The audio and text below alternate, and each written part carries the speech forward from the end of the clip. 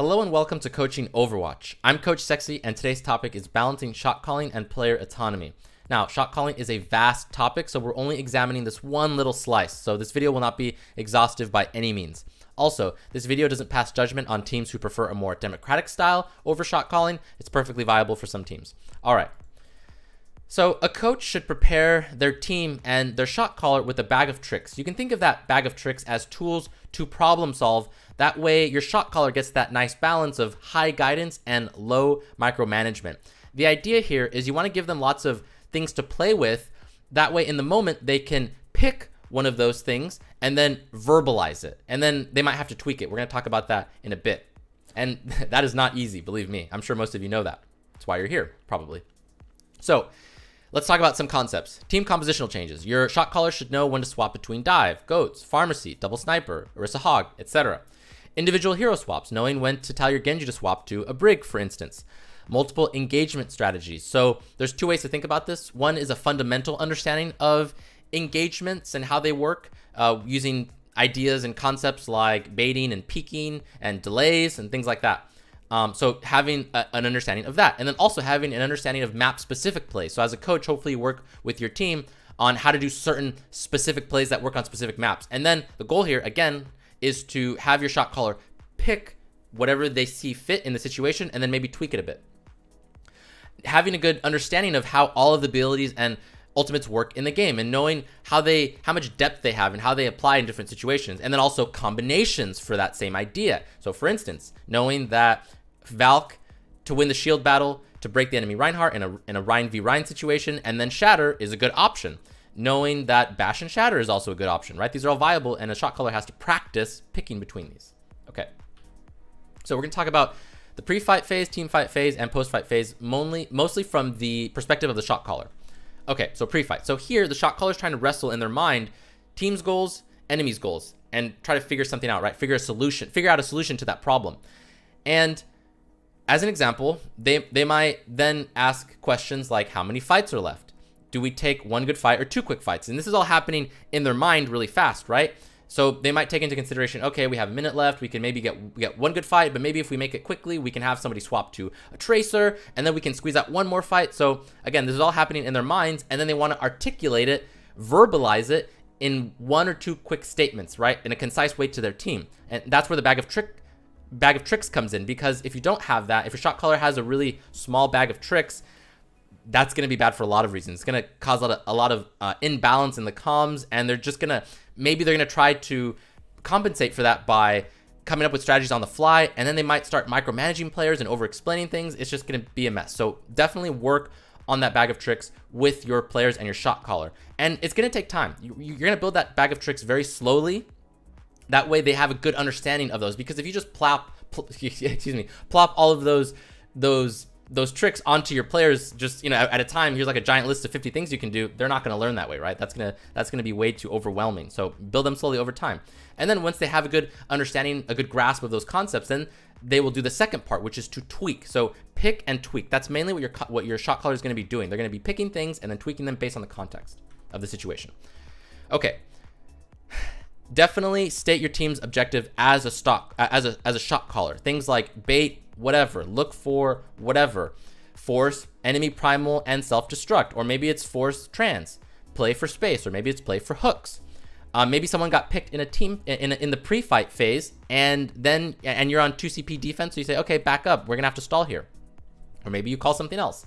And definitely do call out the enemy's most likely objective. So let's say as a shot caller that they have Valk and Shatter. Okay, well then maybe you're gonna make a call like, we're going to counter with this one ultimate. Okay, or maybe you say, hey, don't let them set up, engage quickly, rush them. Or maybe you say, hey, we're dry, or maybe the situation's really bad. So you say, you know what, guys, we're going to bait our Rein, let him take a bunch of damage with his shield. Don't play super tight behind his shield to try to LOS the enemy team. That way only he gets shattered, and we can kind of bait him and play around that. So on that note, your goal as a shot caller is to just give outlines and guidelines so that your team can accomplish those goals, maybe your objectives or the enemy's objectives. And the shot caller doesn't have to do all of these things. Typically for any given fight, he's gonna maybe say one or two things. He might just say your objectives, or he might just tell what the enemy's objectives are and then play off of that, or they might just call for a certain compositional swap, or well, probably not just that, but you can kind of see here how the shot caller doesn't have to say 10 things. They can just pick 1 or 2 things and prioritize those 1 or 2 things, depending on what it is, depending on the situation rather. So here we have sample statements. Let's look at help our soldier get and hold cat. So that's a pretty common thing that a shot caller might say. And you'll notice that some of these things are in gray. That's because those statements are optional. Again, we're talking about balance. If your team is new or your shot caller is new to the team, they might have to be a little bit more specific in their statements because you haven't built that synergy yet. So over time as you build synergy, your shot caller can then kind of loosen up on the specificity of their statements, because then the implications become clear because you have that synergy. So over time, be more start off being more specific, and then over time your shot caller will be more concise, and that's perfectly normal and it's perfectly healthy. Okay, let's go over a classic example. We've all been there. We're the defenders. We just lost first point on Gibraltar, and now we're on hangar phase. The enemy wants to snowball through hangar phase because hangar phase is notoriously difficult to fight into as attackers once the defenders have hold of it. So enemy tries to snowball it, and they put Zen on cart. They send 5-man to get staggers and to punish impatience. We've all been there. So as a shot caller, you identify this. Great. So what you say is they want snowball, Winston get to cart. And the implication is Winston's going to go through that left side, contest the Zen, stop the cart, maybe kill him. And then the Winston can call if the enemies are going to try to like follow him, or if he senses that, anticipates that. Cool. That means the rest of the team can come out from spawn and play more aggressive and push out. Otherwise, the Winston might call it, hey, nobody's here, I'm going to go for the Zen, he's free. Cool, that means everyone else can probably play more defensive, play around spawn, let him probably solo kill that Zen and stop the cart. And then, you play off of that. So that's kind of the idea here. So the statement should be concise, and there should be a lot of power and implications within that statement. That way everyone's on the same page, no one's micromanaging. These are all just guidelines to play around, right? So again, we're trying to achieve that nice balance. But again, like we talked about, Overwatch is dynamic, it's fast-paced, things change very rapidly. So pick and tweak. So let's say as the shot caller, you recognize, you had a suspicion, hey, that maybe that Tracer is going to try to block that Winston on that left side. Or maybe your Winston doesn't have ultimate, he's like at 0% or 10%, so you think that's not enough tools to work with. So maybe you say, okay, you know what, he needs to go with Diva, so we're going to send both of them. So instead he says they want snowball, tanks get to cart. So the implication is both go, right? So again, a shot caller will take a concept and then tweak it based on the necessities of the context. Okay, some things not to do during pre-fight as a shot caller. Definitely do not give too many instructions to your teammates, right? That's what we call micromanaging. And sure, there are some compelling reasons to do so. If the shot caller had some really sick idea on the fly, he just came up with it, it popped into his head, so he gives a little bit more specificity than normal. That's a compelling reason to do so. Otherwise, try to avoid it. Okay, definitely do not allow your shot caller to stick to one method of pre-fight shot calling. Like, I've seen where a shot caller kind of gets fixated on just one style, like they only focus on ultimates, like enemy ultimates and your ultimates, or maybe they only focus on engagement paths, like, Tracer go left, we're gonna go right. Force them to diversify and use all of these different tools, these different types of tools, like identifying your objectives, the enemy's objectives, identifying compositional swaps, all these types of things, right? And again, every fight's different. They might just say 1 or 2 things, and it's not going to be, you're not going to give a laundry list of all those things every single time as a shot caller. You're just going to pick 1 or 2 of those types of tools and then say it. Say what you need to say. Okay, let's move on to team fight. So here, the shot caller is trying to guide the fight with key phrases, right? And that's going to improve the chances of all of the individual players making high quality decisions. So you want to say things like go fast, go slow. Your healers are dead. You're losing your healers. Healers are at cart. Eco. Fight's lost. Play on cart. Die on cart. These are all concise statements that have a lot of power and a lot of meaning, a lot of implication within them. And again, we're trying to avoid micromanaging. We're trying to get that balance. And these types of statements are very good to have. So as a coach, this is very important. You want to list all of them. You want to have ideally a doc or a spreadsheet where you have all of them. And there are a lot, but not so many that it's ridiculous to list them all. Highly advise this. We're going to talk about that in a moment because it will pay dividends later. Okay, team fight don'ts. Don't rush specific plays as the shot caller. So saying things like grab now is typically bad. The person, that Zarya probably has almost definitely has the most experience doing that play, and they're going to know how and when to best execute it. So again, we're trying to find that balance, right? And a shot caller being overly specific is typically bad. Okay. Don't allow your shot caller to make every single call. This is really important. You don't want to have overcomms from the shot caller. You want to distribute responsibilities to everyone. So let's talk about those responsibilities. So a shot caller is obviously going to have the most responsibilities. That's normal. And they're going to talk a lot. That's great. But again, you want to have a structure, a comm structure where everyone has a role to play, right? You don't want to have this kind of loose diffusion of responsibilities that might work in the short term, but long term, that will fall apart and there will be a lot of tension and confusion that gets built up over time. So as a coach, you want to establish structure. And again, overlap is inevitable. A good example is scouting. You probably want your off-tank scouting typically as diva. And so you're going to put that person you're going to make that person primarily responsible for that comm. And that's great. That doesn't mean other people can't contribute in certain extenuating circumstances. Like let's say that the diva's not there for the pre-fight phase because they died late in the previous fight. Sure, okay, other people can pick up slack. But having that person be primarily responsible for that is good for that person and it's good for the team. So on this, in the middle of the screen, you can see this little spreadsheet just as one example that you can list all of the different comms that every player in every role is responsible for. So here you might have as a concept scouting, and then that would be the off-tank's responsibility.